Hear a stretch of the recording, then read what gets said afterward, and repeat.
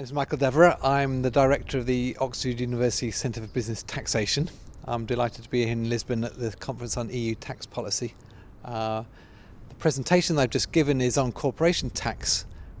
The two key issues with corporation tax are what we should tax and where we should tax it. And I particularly was interested in the issue of what we should tax and whether we should treat debt in the same way as equity.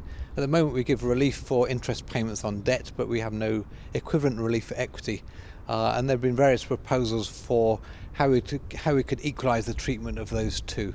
But also it's very important to think about where corporation tax is levied. And at the moment we levy corporation tax in the place of production in the source country where the economic activity takes place. The problem with that is that high tax rate drives away that activity. So another thing that we really need to think about is whether there are other better alternatives for thinking about where to tax corporate profit.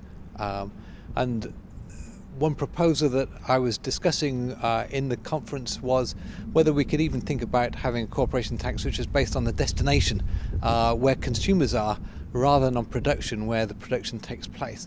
And this is actually rather similar to VAT, in that VAT is actually levied on the destination basis. And I think it would be interesting at least to explore whether we could think about whether corporation tax might be levied in that way as well. That would have advantages, many advantages I think, for individual countries. For example, in Portugal, levying tax on a destination base would mean that there would be a zero rate of tax on production within Portugal, and that would help attract investment to Portugal.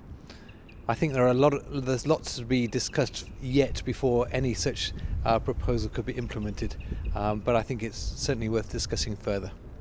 Thank you.